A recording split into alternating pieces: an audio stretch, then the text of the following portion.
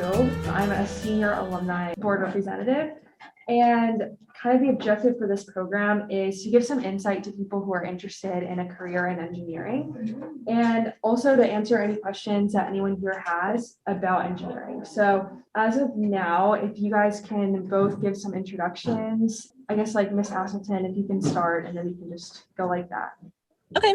Hi, guys. I'm Megan Aselton. I graduated in class of 2010, so not too long ago, but I guess feels like a long time now for you guys. I went to school for mechanical engineering at Southern Methodist University in Dallas, Texas. And I don't do engineering anymore. I use my brain more than I used to when I did engineering, though. So right now I'm a territory manager for a medical device company called Sanara MedTech. So kind of my day-to-day, it's really different every day. So I talk to surgeons about the product, kind of educate them, educate nurses about the product, go into different surgeries to show the surgeons how to use it or talk them through how to use it. I don't touch patients, don't worry. And so I get to see a lot of different surgeries happening. And then I also manage my distributors. Since we're a startup, we use distributorships. So we have a lot of distributors throughout the country. And so I kind of manage them to make sure and support them and see if they need any help doing anything. I help them or go to lunches and meetings with doctors for them. Hi, everyone. My name is Gavin Richards. I'm part of the class of 1995, so back in the day. My current title is actually an industrial engineer, and I work at the VA health system, technically down in DC, but I am based here in Boston because I was hired into one of the groups here in Boston. So I came into the campus for the first 3 years or so I was here. But then just because of some administrative things, we're now out technically based in DC. And I am flying around, or at least I was pre-pandemic, flying about, I'd say one or 2 weeks a month. So it's trying to be on site. And my role is executing improvement projects. And I've been doing that in different hospital systems since I left grad school in 2005. My role day to day is project managing any of the nationwide initiatives. And those are, of course, as determined by the leaders of my department, and they get their marching orders from the leadership that you may see in various places. They're from the DC leadership of the overall health system. Great, thank you. So now I guess you can just go right into questions. Starting off, where did you go for your post-academy degree, and did you feel that Academy did a good job in preparing you for your academic success? I guess I kind of already said that one, but sorry about that. I went to Southern Methodist University in Dallas, Texas. I think Academy definitely prepared me. What's funny is I feel like in English classes the most, English classes in college were like very, very easy. I only needed a couple of them before like really starting engineering stuff. But some of the things that other students like just didn't realize that I felt like at Academy we were taught over and over and over again from the like very beginning was really interesting. Math-wise, math and engineering is hard in general. So I felt prepared. I don't think Academy could have done a better job preparing me. It's just math is difficult during engineering school regardless. So yeah, it prepared me well. I feel much the same. I went to Cornell for my undergrad degree in electrical engineering and Ohio State for my master's in industrial engineering. I think that Academy was good preparation for both of those. And as you mentioned, not only is college going to be harder, engineering is going to be harder. I felt that Cornell was about as much of a pushing of my own abilities as could possibly be. Yeah, there were a lot of classes where it was the hardest B I ever got type of thing. It should come as no shock to anyone that I have not done a triple integral since leaving undergrad. No, it's good to know how to do it during school, but afterwards you don't use it all that much. You can look it up. It's not exactly a thing for consulting. Yeah. So kind of going off of that, like what are the biggest challenges that you have faced in your current role or in your previous roles in engineering? So my current role challenges that I would face, the biggest challenges really would just be getting all my distributors kind of to get along. They're very territorial with each other because it's all about money. And so people skills are really, really important in that regard. Also the technical aspect of things going into, I'm in sales, medical device sales now. In sales, you might think, oh, it's easy, it's just sales. I always thought that. But there is a lot to learn, especially in medical device sales. And you can't say certain things because of FDA stuff. So kind of learning all of that and then jumping from, the engineering side of things to the medical hospital side of things has been kind of tricky learning, I learned from surgeons a lot just about different operations they do and how they work and learning about a lot of different anatomy stuff. So kind of just taking, all that technical stuff, which is totally different from engineering. But I think engineering school, they teach you to learn in engineering school and teach you to be able to learn quickly. And so that's been really good to have that degree. And because of the fact that being in consulting, what you're doing is mostly not only certainly working with people, but you're diving into the stuff they do every day. The piece that I found that's been the most challenging is that, this is true in any large organization, which is inevitably any hospital, whether it be a single hospital or obviously, hundreds of locations like the VA is. You're going to interact with difficult colleagues who are both equal to and senior to you. And so I think the difficult piece is that is learning how to accept that other people are usually more resistant to change than me. And so getting through those situations by finding a way to both be genuine when interacting with them, because fake nice never works. And also being humble enough to, it's sticking with your guns, but being humble to see that there is always more than one way to look at a situation. When in engineering, I don't think I'm the only person, not only on the Zoom, but in the room, who believes that there's only one solution to any problem, and that gets down to the assumptions that you make. So there's a lot of discussions that can both clarify and I would say come to agreements on any situation there. There are probably a lot of people here who are considering engineering as a college major or as a career. So just kind of generally, and this can also be specific, I guess, but do you have any advice for anyone who is interested in going into engineering in college? Was there anything that you kind of wish you knew before going in and jumping straight into engineering? Yeah, definitely. If you're considering it, do it. It is very much worth it. I mean, if you look at both of us, me and Gavin on here, we're not exactly, strictly engineering anymore necessarily, engineering all the time and your technical math and science all the time stuff. But we probably only got to where we are now because we have that engineering degree. I know for me, math and science, I always really liked it in high school and before that, but I wasn't this stellar math and science student. I wasn't in all AP classes or anything like that. I was in the normal math and science classes, and I still did engineering and I still got through it. And I will say I didn't have all A's and B's in engineering school. I failed a class once and I got a D in a class once, but it was so worth it to get through those failures and come out the other side, because finding a job out of school was so easy compared to a lot of my friends. Engineering is one of the hardest degrees you can do. So why not do it, get through it? And then a lot of employers know that you're smart. And if you are smart and can talk to people, then really you can go anywhere with it. So definitely do it if you're considering it. This dovetails with the other questions that you may have seen on the agenda of what would you do as you're starting out your career, in that the engineering is I would say almost the required backdrop to be able to sort of choose what you want to do in the future. The main reason that I will try to promote taking engineering in undergrad is because that gives you the widest amount of possibility for when you decide what you want to do in the future. And it's sort of if you select other things, then that shuts the doors to almost anything that requires their technical knowledge and capability, because you certainly can't add that later. I mean, you can, but that then requires now you're going back to school and getting that degree anyway. Not only is it a good thing just for, of course, people who are attempting to go into what you might call the strict technical fields, it gives you much greater opportunities. I didn't even know as I was going through school that healthcare internal process improvement consulting was a possible career field. And here I am, and I love it. Yeah, I mean, that's definitely true. I've done the technical engineering thing out of school. I was a field engineer for Halliburton, so I was in oil and gas. I worked up in North Dakota a lot. After that, I did the very much technical engineer thing. I worked on, they're building a uranium processing facility, and I was a mechanical engineer and part of designing that in Oak Ridge, Tennessee. And then I kind of just got into medical device sales with a startup based on someone who lived in my apartment complex I met at the dog park, who started the company. So and the reason they were interested in me is because I was an engineer, that they would not have been interested in me otherwise. I was an engineer who could talk to people. So yeah, definitely. You never know where you're going to end up with it. And it's okay not to know where you're going to end up, but it's worth doing.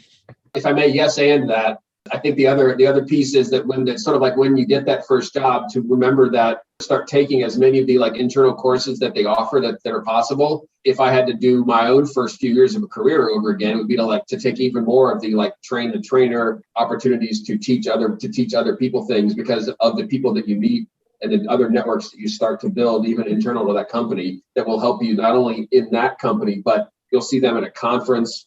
As you said, they may pull you into a career, or they may just be able to network you to somebody else at some point in the future. Yeah, after your first job, your grades in college don't matter very much anymore. It's all about who you know and who you've networked with. That's what I've really found. And people always told me that before, and I was like, okay, yeah, but it's true. It's really true. It's all about who you know and the different experiences that you have behind you. Because like I said, my background is so varied, and I've done so many different things at this point, kind of just based on opportunities I had. And I found that it helps me a lot. And the other piece too is that even if you may feel like, oh, I feel like I'm just technical, or I feel like I just want to do some engineering and move on, and what is this networking thing? I believe this is what you're getting at. Technical is useful, but please remember to try to push yourself beyond like what you might think might be at the time you might think is enough. Just try to keep pushing yourself to engage more, to network more. Kind of going off of that, what kind of constitutes success for you both? And also, like, what do you love the most about what you're doing right now? So for me, success, I mean, I think it can change every single day. Ultimately, I think loving what you're doing, or at least liking what you're doing, is really important. That was one of the major reasons I really switched from that technical engineering. I was sitting at a desk 10 hours a day with hundreds of other engineers around me, and I could go on vacation for a month and probably, the job would still get done. No one would even really notice. And that's fine for some people. Like, some people like going to a 9 to 5, 9 to 6, whatever, however many hour job, and going home and doing fun stuff on the weekends, and their job is just their job. But for me, like, in order to feel like I'm successful I like to have passion behind what I'm doing. And so for me, being really happy in my job, and that's when I made that switch. Like, I love what I do every day. And on Friday, I'm like sad it's Friday because I don't have enough time. I have to wait 2 days until Monday to like get back to work, which is weird, I know. But if you really like what you're doing, then you're going to feel good about yourself and about what you do. To me, that's success for sure. Success for me is projects being received positively by my clients, who are going to be like the managers and the employees that work in a unit. The thing that I found that I love is applying my ability to analyze, to showing people that have been doing the same thing all day, every day, and showing them sort of a new way to look at the same things that they've been doing for a long time. And obviously, like, making enough money to support yourself and family is important, and that, comes into it. Like, I'm not going to pretend that doesn't. It definitely does. But yeah, I agree with you. Like, being successful in your job and being happy with what you're doing is really important. I think dovetailing on something that I said a couple minutes ago, I absolutely did not know that I would love this when I started it. I really didn't. So encourage you guys that are in the room to please consider just taking chances to see if things that are opportunities are things that you can like in the future. It's like an assertion that, oh, there'll be a job out there that like you'll somehow, you'll love. I mean, maybe, but that wasn't my life. When I took that first medical device job at the first startup I was at, I did some part-time stuff with them. And then the CEO called me and was like, hey, do you want this full-time thing? We can promise you 8 weeks, because they were going through an acquisition with a bigger company. So he's like, we can promise you 8 weeks. And I was like, oh, do I leave my job purely for, 8 weeks? And I did. I took that chance because I knew I could find another engineering job if I wanted, but I did it, and it ended up being 8 months. And I did so many things. I learned more in that 8 months than I learned all throughout college, all throughout the first few years of my career, because I took that chance and I found something that I really loved. So definitely take chances, like Gavin was saying. Does anyone in the audience have any questions? How did you figure out what field of engineering you wanted to be in? I chose so I started out electrical engineering, and I switched within my first year. I think I really, really, really loved physics. That was my favorite class at Columbus Academy, was physics, because it's like applied math where you can see why things work, right? And so with mechanical engineering, it's physics, a lot of it. And also because it's really broad. you can do a lot with mechanical. Electrical is the same way. It's pretty broad, obviously. Gavin, went into something different too and did his master's, but mechanical I chose because it's the most broad. You have that engineering degree and it was like physics based. When I went to Cornell, I went in as a chemical engineer. And so I took that first year of chem lab, and before the end of the year, I knew that wasn't my future. I switched to electrical, and I realized not only were there very few pure electrical engineering jobs available, but that the co-op job I was in the middle of Wisconsin doing PLC coding, and that was not the most fascinating thing. But I switched to industrial because I took the industrial as my outside of electrical engineering electives. And I just enjoyed I enjoyed that class. And so I figured that would be something that I could do as a master's degree. Not only did it work out, I feel like I learned more in my master's degree than I did with undergrad. I don't think you necessarily know which one of the fields you're going to not only end up just doing, because you can do any of them, you can power through, but to be able to enjoy it I wish there was a formula, but it's more of a guess and check. Yeah. And really, you don't have to know which one you want to do forever when you go into school. I mean, listen to us, neither of us knew. We both switched our major at least once. So you don't have to know. You will figure it out based on your classes. And even when you do figure out what your major is, even once I did that, I still didn't know what I wanted to do. I started out wanting to do something totally different than I ended up doing. And then once I was doing oil and gas, I switched from that, which I did really like that. Oil and gas was really fun. It's okay not to know. I still don't know what I'm going to do for the rest of my life. It's you take those opportunities, like we said. So if you don't know what you want, it's good. I mean, I do think mechanicals or civil or electrical is a very good base to start with in the beginning. And then you can kind of choose from there. Following up on that, what advice or things should these students consider if they're looking at engineering programs and colleges, and what were the factors of your decision, and what would you encourage them to do or to consider while they're searching for their schools? So I ended up going to SMU it was suggested to me by the college counselor at Columbus Academy. It's I think you might like this, take a look at it. So I applied. I hadn't even visited. I really wanted to go to University of Colorado because I love the mountains. I'm going to major in physics, not even engineering at that point. So I didn't even know that I was going to do engineering when I applied to some colleges. So then when I visited SMU after I got in at accepted students weekend or whatever, I just knew. I know that's weird to say, there wasn't any, I wish I had more it had this program and this and this and this, but I just knew it just felt right. One of the things that after I did it, I'm happy, it all worked out and I'm happy I did it. One of the reasons is because it wasn't too big. Going to a big school is great. A lot of people love that. But I know if I went to Ohio State, I would have had a much harder time getting through engineering school. Like I said, it didn't just come to me easy. I would study hours and hours and hours. Someone that sits next to me might have studied a few hours for a test and I might have gotten a worse grade than they did because it just came naturally to them and not to me. But having smaller class sizes, SMU was 7,000 undergrad and 12 or 13,000 total. Those smaller class sizes made a huge difference. I was able to contact my professors and go in to talk to them. They would even schedule, separate time for me to come in if I needed help.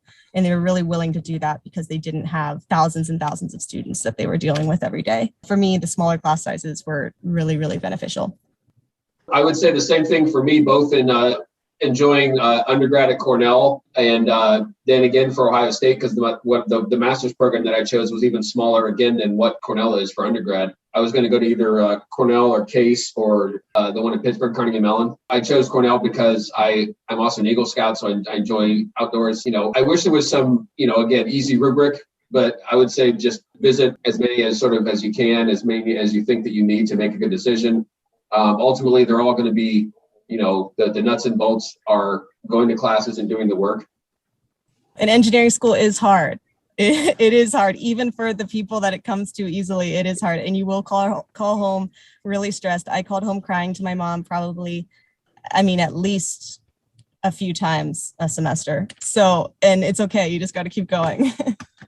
Even though, yes, Academy does prepare you, right, for physics, especially at Cornell, even with the engineering intro classes, we were out of the total course load that Academy did in the first 2 weeks of the semester. So at a certain point, it is all lectures and work and go to the library, and that's what it is. So, but you'll be happy with the degree when you're done with it. You're not better than anyone because you got an engineering degree, but you know, you worked a little harder than everyone else, and people look, you know, it's kind of, I always say it's the only degree that you don't need any postgraduate work for people to like really look highly upon and really respect. You know, people say like doctors, lawyers, engineers.